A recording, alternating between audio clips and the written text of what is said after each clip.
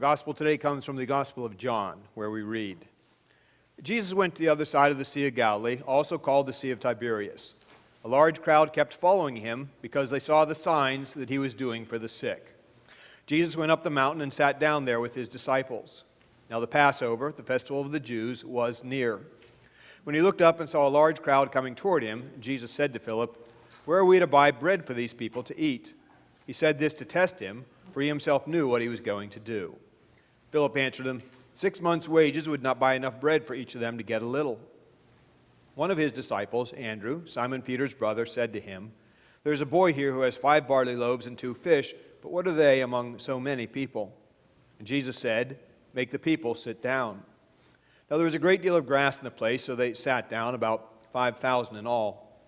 Then Jesus took the loaves, and when he had given thanks, he distributed them to those who were seated, so also the fish, as much as they wanted. When they were satisfied, he told his disciples, "Gather up the fragments left over so that nothing may be lost." So they gathered them up, and from the fragments of the 5 barley loaves left by those who had eaten, they filled 12 baskets. When the people saw the sign that he had done, they began to say, "This is indeed the prophet who has come into the world." When Jesus realized that they were about to come and take him by force to make him king, he withdrew again to the mountain by himself. When the evening came, his disciples went down to the sea, got into the boat, and started across the sea to Capernaum. It was now dark, and Jesus had not yet come to them. The sea became rough because a strong wind was blowing. When they had rowed about 3 or 4 miles, they saw Jesus walking on the sea and coming near the boat, and they were terrified. But he said to them, "It is I, do not be afraid." Then they wanted to take him into the boat, and immediately the boat reached the land toward which they were going. Let us pray. O Lord, may your words only be spoken and your words only heard, and we do ask this all for your love's precious sake. Amen. Please be seated.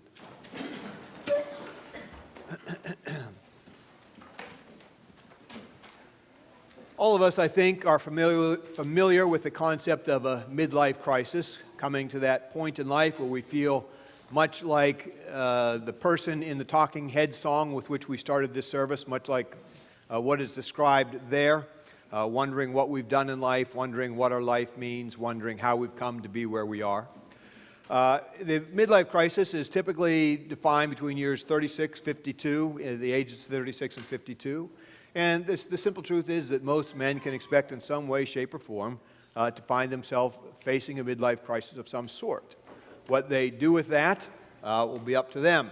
But somewhere between the ages of 36 and 52, they'll probably experience some sort of profound dissatisfaction with life in general, and most likely with particular aspects of their life in particular. What is also interesting is that now we've also come to have a quarter-life crisis.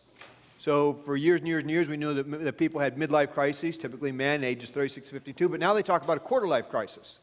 And when we sort of attempt to give the kids the whole world by the time they're 3, so that there's nothing left for them to experience as they get older and older, it's no wonder that when they get to be 18, 19, 20, and so the quarter-life crisis is between 18 and 30, the kids look at it all and say, oh, what's new under the sun? I mean, what does this all mean? And often find times actually they experience profound disillusionment and a very marked and measurable drop in their own happiness and sense of well-being.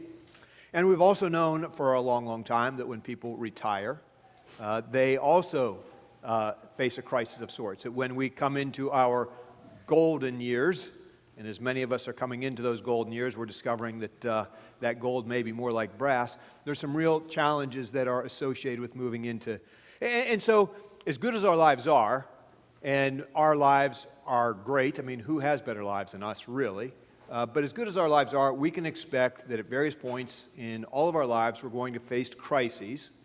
The kind of crisis that was described in our opening song, sung so well by Mike, where we come to a spot and we say, my gosh, how the heck did I get here? And what do I do now? And to talk about that, we're actually going to look at the Old Testament reading today, which is the story of David and Bathsheba. It's a classic midlife story. And we're not going to read it. You can take home your bulletin insert, read it afterwards. You probably know the story. In case you don't, David was a king, a very powerful man, and he had a whole lot of wives, but that wasn't enough for him. He grew dissatisfied with the life and the wives that he did have, saw a beautiful woman, wanted her, had illicit relationships with her, and everything, quite literally, goes to hell in a handbasket from there. And when we look at that story, we can see at least 3 mistakes that David made. And while we might not repeat the specifics, we often, the general dynamics that are at play in David's life are often in play in your life, and they're often in play in mine. And we are often tempted to make those same mistakes, and perhaps we often do make those same mistakes. And whenever we make those mistakes, they will precipitate crises. So I just this morning like us to take a look at them, think about them, be aware of them, and think about what we can do differently.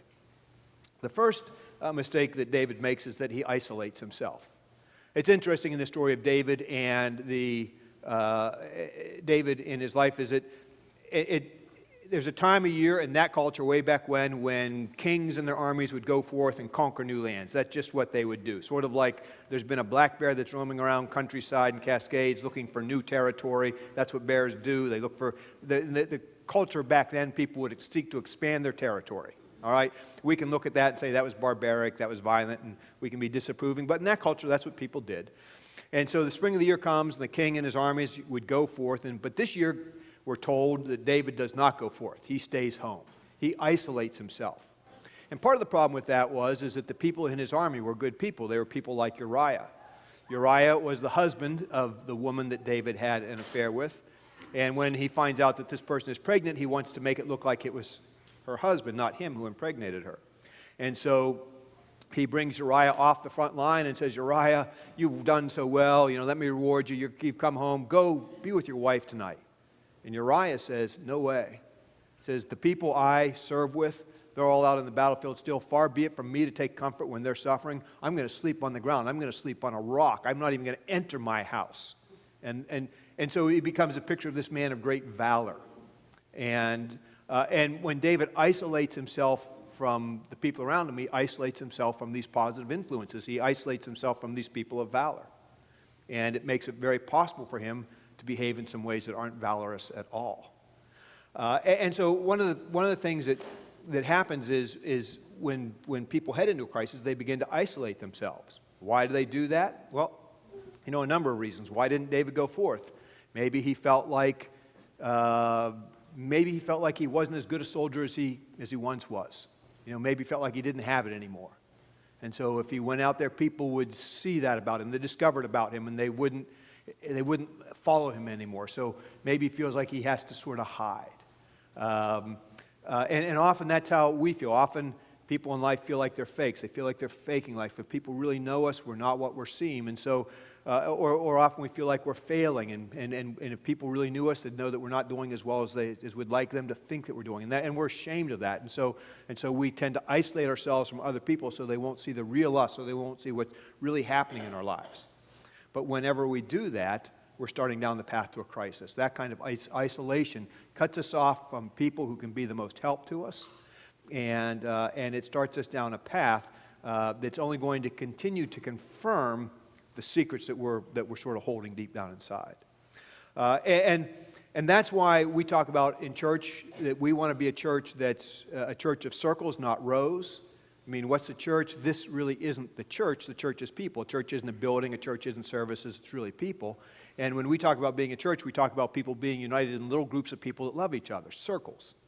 And when a person isn't in a row, you don't necessarily miss a person in a row because you don't know the people in a row. But when you're gathered together in a circle, you know those people. You love those people. And so when a person starts to isolate themselves, if you're in a group, that group reaches out and says, hey, we miss you. Hey, we love you. Hey, this, hey, that. And the person might not be responsive, but you continue to reach out. You continue to reach out. We don't let those people go. And so if we want to be preemptive in preventing crises, we want to make sure we build those groups into our lives. Because there's going to be those moments we attempt to isolate ourselves. And when we isolate ourselves, that's going to end badly. But if there's people around us who love us and care about us, who when we're trying to isolate ourselves will continue to reach out to us, continue to tell us we love us, to tell us they love us, I mean, that's going to be part of the road back home. And when we see people isolating themselves, that's one of the first tips, if you will, that maybe things are going a little south in their life, that maybe they're entering into a dark time, that maybe they're entering into, and we want to be faithful in loving them and reaching out to them. So that's the first thing David does. He isolates himself. Maybe he feels like a fake, maybe he feels like a failure, maybe he doesn't want anybody to know, but for whatever reason, he begins to isolate himself from the people who care about him, the people who would help him to be the best person that he could be. The second thing that David does, he looks in the wrong places. And the way that the verse actually reads, it happened. It says, it happened that David went out on the roof and looked and he saw this woman. And it sounds like it's sort of an accident. But that's actually not what the language is meant to say. It's meant to say that there was a real design to this. And one of the things I remember about being in Israel and being where King David's palace was, is they talked about the story of David and Bathsheba. And they said, this was no accident. They said, here's where David's deck would have been. They said, come out on the deck and look over. What do you see? Well, when you get out on the deck and you look over, what you see are all the roofs of all the houses. And you realize that David knows that he can go out here and he can see what's happening at any given time. And in that culture, there's no running water in that area. There's no running water, so they collected rainwater in urns. That area, again, very low humidity area, so hot in the day, very cold at night. So the water in those urns, the temperature would drop, but as the sun would come up in the day, the heat would come up, the water in the urn would warm up. So if you're going to take a bath out on your deck where the urn is when the water's warm, you're going to do it in the afternoon. So David knows at this time in this place, if he goes out here, he's going to get an eyeful. Sort of like the internet of the first century. He knows exactly what he's going to see where and how he's going to find it. And so that's what he does. David looks in the wrong place. And the problem is that when he looks in the wrong place is that what he wants what he sees, and he no longer appreciates what he has. So what he doesn't have makes him miserable. Instead of appreciating what he does have, it makes him miserable. This is the classic midlife crisis for a guy. He has a job. It might be one of the best jobs that a person has ever had. A great job compared to working in a salt mine where you're going to die when you're 27 and you're going to be beat up in this and that. But we look at all the other jobs we could have, and instead of appreciating what we do have, we just think, oh man, my life is miserable. My life sucks. And then we have this profound sense of misery. Even though what we have is actually great. And that's very hard. Or we look at a wife, beautiful wife, but we look at another wife or another whatever, or not a wife, or we look at the person on the internet and we say, gee, my wife doesn't look like that, or whatever it may be. And then we think, well, I don't have that and I really want that. And because I don't have that, I'm miserable. That's classic male midlife stuff, right? But it's not just men, and it's not just midlife crises, these other crises. Catalogs can do the same thing. See, catalogs can do the same thing. They really can't, because what's a catalog do? You look at a catalog and you say, oh, I don't have this, I need this, and there we don't appreciate all the things we do have, and we think, because I don't have this, I'm miserable. If you didn't have the catalog, you wouldn't be miserable, but the catalog makes you miserable. Social media can do this. Social media is, by and large, myth anyhow, trying to convince other people that we are somebodies, that we have a certain life, that our kids are somebodies, that it's this or this or that. But we look at it and we believe it. They think they have something that we don't have, and it makes us miserable. And so when we look in the wrong places, we might not look at a woman bathing on a deck, but we can look in the wrong places, and when the things we look at cause us to fail to appreciate what we do have and make us miserable, we're looking in the wrong places. And it's a dynamic that is very easily repeatable. And we need to be just perfectly frank, and in fact, perfectly honest. That this is a war for our soul. And without oversimplifying it, we all know that the American economy is driven by consumer spending. Consumer spending is driven by making you miserable, so you think you need something you don't have and you will go out and buy it. Right? That's at the heart of the American economy. That's what makes, there's lots that's great about this country. I'm not being overly cynical, but that's what makes this country work. And so there are very, very bright people with vast resources who have hours on end to convince you that you are unhappy and you need this to solve that. And if you'll look at what they're selling, they will convince you. So it's a battle for the soul. And do we look in, so where we look, that's going to, in many ways, precipitate is going to determine the quality of our life. And if we look in the wrong places, that will precipitate a crisis of profound proportions. And then the final thing that David does wrong is that he forgets his faith. This is King David. Remember, we heard a few weeks ago the story of David and Goliath. This is David, who, when he goes out and faces Goliath this big, he says, God has given me victory over the lion. God has given me victory over the bear. God will give me victory over you. He has this profound faith in God. But in this story, we don't hear a mention of God at all. It's like God isn't even there. I mean, think about what David's about to do. He's about to engage. He's about to objectify a woman, treat her terribly. He's going to kill her husband. If there is a God, if that God sees, that God's obviously going to care about these things. But David acts like there is no God, like God couldn't care less. He's just going to do whatever he darn well pleases. And so the faith that made him such a great man, such a great king, he just throws that faith out. And because he throws that faith out, he can do whatever he wants. And frankly, that's the reason a lot of people throw their faith out, is because it lets them do whatever they want, and they know that what they want to do isn't something of which God would approve. And it's not God saying shame, shame, shame. It's God knowing what's best. It's God knowing what's least destructive. It's God knowing what's least hurtful.